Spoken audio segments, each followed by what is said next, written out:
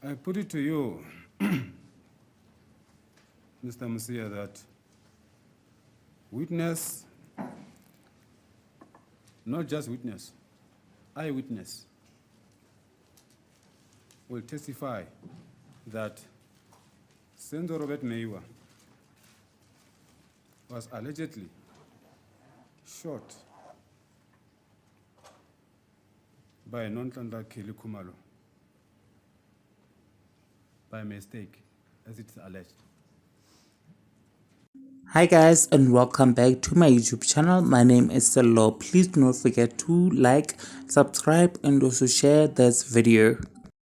Advocate Defo has caused such a stir on social media after he has alleged that Khumalo mistakenly shot Senzo Meyiwa. The trial of Senzo Meyiwa has been entangled with a lot of twists and turns, you guys. Defo also alleged that a witness will testify soon, you guys, and people on social media had this to say. Let's check out what they had to say, you guys.